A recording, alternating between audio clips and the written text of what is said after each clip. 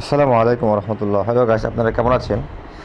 দেখেন, আমাদের বাংলাদেশের প্রেক্ষাপটে আল্লাহর নেয়ামতে ধরতে গেলে আল্লাহর নেয়ামতে ভরপুর। ঠিক আছে, এমন একটি আমাদের প্রধান নেয়ামত হচ্ছে গিয়া এই ধান।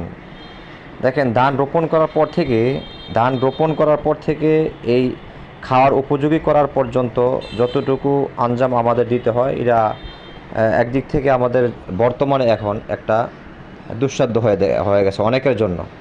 কারণ এটা অনেক কিছুর উপর ডিপেন্ড করে। যেমন ধরেন, প্রধান হচ্ছে এখানে আমাদের ছোটোবেলা আমরা দেখতাম যে আমাদের গরু নাই।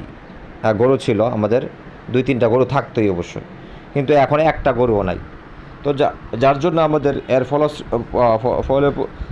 ফলশ্রুতিতে আমাদের প্রযুক্তি নির্ভর হয়ে উঠছে আমরা সবাই বর্তমানে।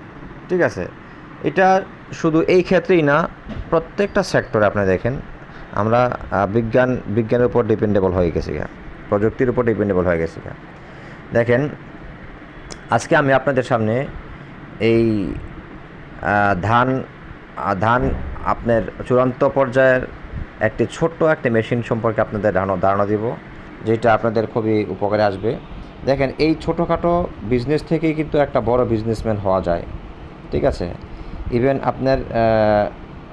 আপনার ধানটা আপনার খাওয়ার উপযোগী করার জন্য এই ছোটোখাটো মেশিনের ভূমিকা কিন্তু অত্যন্ত অপরিসীম। ঠিক আছে, বলা যায়। দেখেন, এইখানে আমি যেই মেশিনটা দেখতে পাচ্ছেন, যেই মেশিনটা আমি ঘুরে ঘুরে দেখাইতেছি, এটা হচ্ছে যে আপনার ধান মাড়াই করার মেশিন একটা। এটা একদম লোয়েস্ট প্রাইসের একটা মেশিন, যেটা খুব সিম্পল জিনিস। ঠিক আছে, দেখেন, একটা বড় একটা ইঞ্জিন ঘুরতেছে, তারপরে এই মেশিনটা ঘুরাইতেছে। তারপর আবার যদি কারেন্টের ব্যবস্থা থাকে তাহলে কিন্তু আরও সিম্পল হয়ে যাবে। ঠিক আছে, তো সব কিছু মিলায়া দেখেন, আপনার এখানে অত্যন্ত স্বল্প খরচে আপনি প্রযুক্তির উপর নির্ভর করে আপনি এই ধানটা আপনি মাড়াই করতেছেন, যেটা খুব জলদি করা যায়, তাড়াতাড়ি আপনার একটা আমরা ফল পাই। যেটা ধরেন, আপনার একখানি ক্ষেতের মধ্যে ক্ষেতের যে ধানগুলা, এটা যদি আমরা নিজস্বভাবে কাটিং কইরা তারপরে বাড়িতে আইনা এটা 2-1 দিন রাইখা তারপরে আমরা যদি করি, এটা এইরকম ধান আপনার খের থেকে যদি আমরা আলাদা করতে চাই, তাহলে কিন্তু অনেকটাই একটা যেমন সময় সাপেক্ষ, তেমন একটা কষ্টসাধ্য। ঠিক আছে, এমনই একটা কষ্টসাধ্য বিষয়টা আপনার ইজি করার জন্যই আমরা এই প্রযুক্তির উপর নির্ভরশীল বর্তমানে হয়ে গেছে। দেখেন, এমন একটি প্রযুক্তি নিয়েই আমি আজকে আলোচনা করব। আমি কিছুক্ষণের মধ্যে আপনাদের ওনাদের নিজের মুখেই শোনাবো যে আসলে এই মেশিনটার কস্টিং কীরকম আর কীরকম সময় লাগে।